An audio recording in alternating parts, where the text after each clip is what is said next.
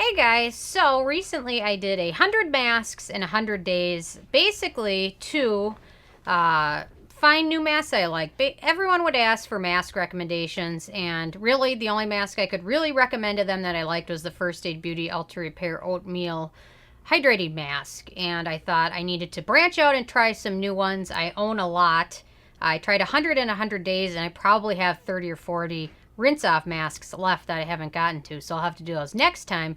That doesn't even include sheet masks. So I really need to force myself to try all the masks I already had to find good recommendations for everybody. So after using 100 of them in 100 days, and if you want to check out the whole blog, you can check it out on nobsbeauty.com. I have a mask for every day that I write about how I liked it, what the ingredients were, how to use it, and full details, so check that out. But anyway, so I thought I'd do a little wrap up just for the YouTube channel, since I didn't do much of it on YouTube, and let you guys know what my favorites were, what my biggest disappointments were, and if you're looking for a specific type of mask, what I would recommend. So I still love the First Aid Beauty Ultra Repair Oatmeal Mask, but I found some other favorites. But let me start with the bigger disappointments of my challenge. And I tried stick masks. They're very easy to use, but don't expect a ton of results just because they're very easy to use, and sometimes the ingredients aren't always the most advanced or beneficial because they have to fit in that stick format. I've tried rinse off masks, overnight masks, exfoliating masks, scrub masks, obviously hydrating masks, oil absorbing clay masks, and let me start with my bigger disappointment, and that was, I would say, and I know it's hyped by everybody, the Charlotte Tilbury clay mask. I just found it to be too scented and too overwhelmed, and it does do a decent job absorbing oil and skin excess sebum and things like that, but I just found it to be a little overly fragranced and a little overly priced. If you're looking for a good mask that does some oil absorption, the Inky List Kaolin mask is like 1/10 of the price. That's a good one. The Kiehl's Rare Earth, I'm not as quite a big a fan of it, but if you have very oily skin, you might appreciate it. Not a huge fan of the jar packaging, but it's a little bit better version and more affordable than the Charlotte Tilbury. So that was a disappointment. And for the most part, I liked most of them. Not a lot of them wowed me, but I've got a few that wowed me. The Filorga mask.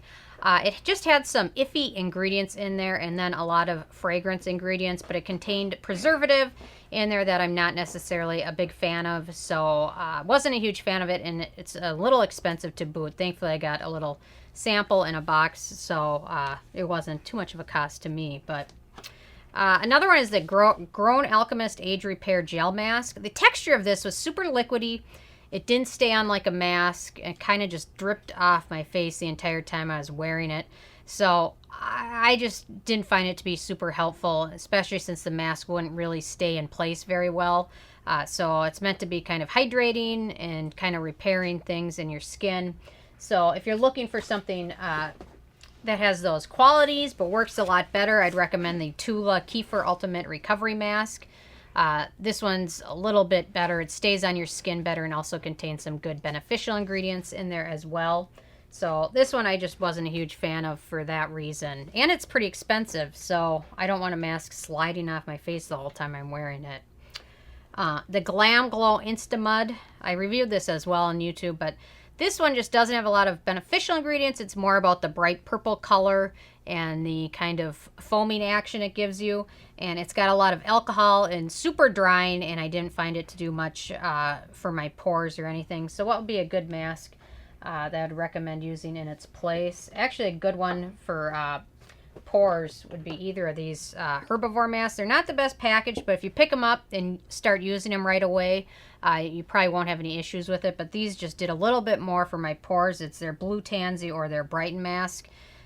So I just like these a little bit better. And if you're looking for pores, the Blue Tansy ones, it's good. So if you have very sensitive skin, that's not going to be the best one. But in terms of cleansing pores and things like that, that's what I would recommend. Another one, and this is one I've used before, is the Peter Thomas Roth Cucumber Gel Mask. I know a lot of people love it, and it's always on sale somewhere.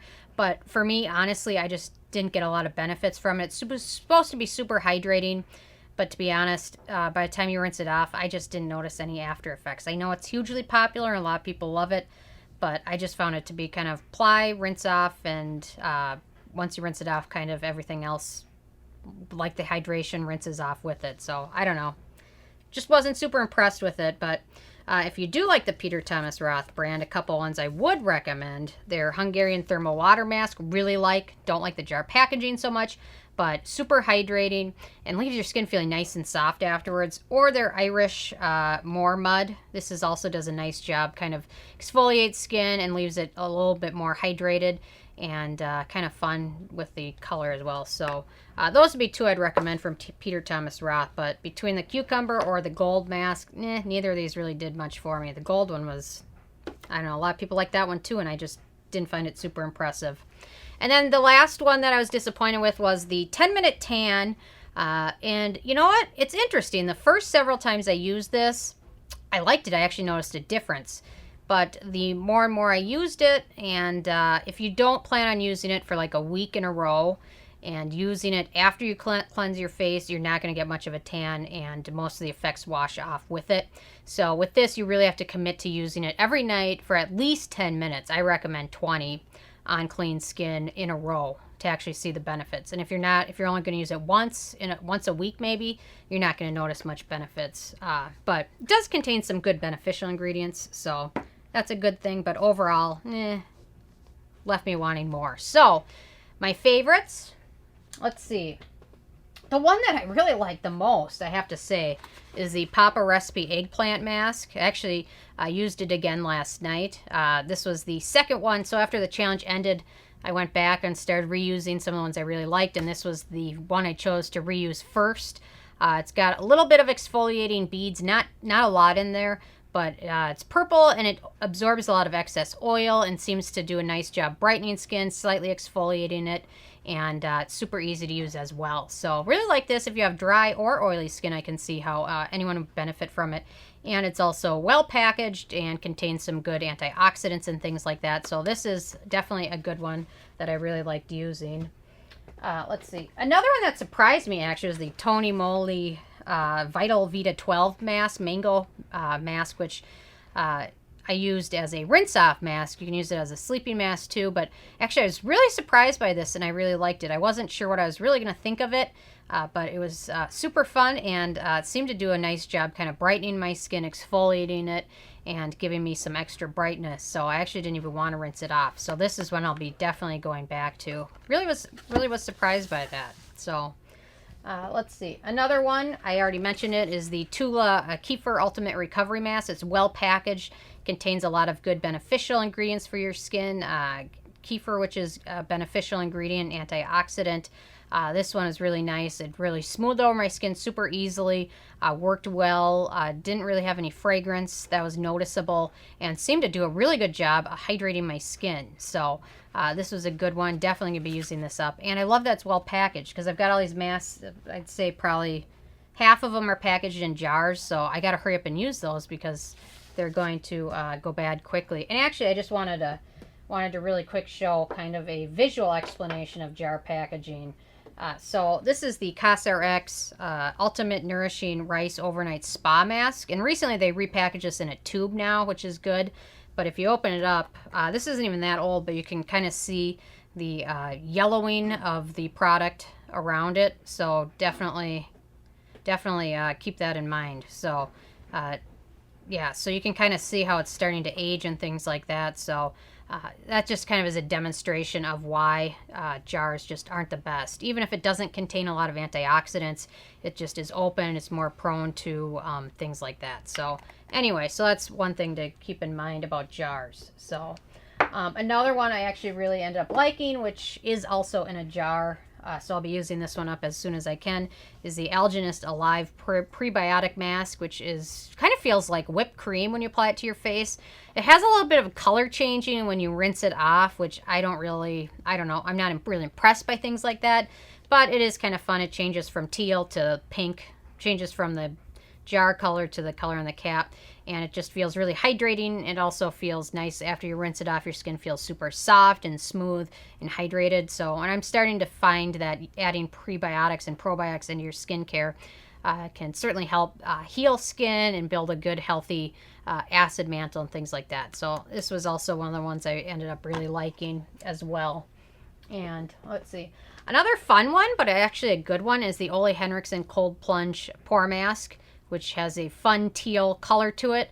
But it's got a couple ingredients in there which aren't the best for skin, but overall, I noticed more positives from it than I did negatives. So I've got like 4 of these little sample bottles, so I don't have to pick up the full size yet, but definitely liked it. The cooling effect, which is from an ingredient that's not necessarily the best for skin, but overall, it definitely left my skin feeling nice, soft, hydrated, and exfoliated, and ready for what serums I applied and things like that. So this was a good one and kind of a sleeper. I was not exactly certain this was going to be one of my favorites, but it did surprise me. So anyway, so a good exfoliant is the Uluru Purifying Mask by Dr. Roebucks, and it's got a bright red color to it and exfoliating beads, so it's not a chemical exfoliant as much as a physical exfoliant mask, but it is kind of well packaged, doesn't have a lot of fragrance in it, kind of fun to use, does a really nice job. The particles feel super fine. A lot of masks that are exfoliant have particles that can feel super gritty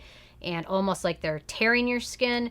This one doesn't. The particles are super fine, and the mask also, in terms of exfoliating skin, helps absorb excess oil, and I actually really liked that, which wasn't a surprise. I knew I liked it before, but I actually wasn't certain it was going to end up in one of my top spots, but I actually really liked it. I tried 4 different Dr. Roebucks masks, and to some degree I like most of them, but the Uluru one was the best. So another good exfoliating one that I liked was the Peach and Lily Super Reboot Mask.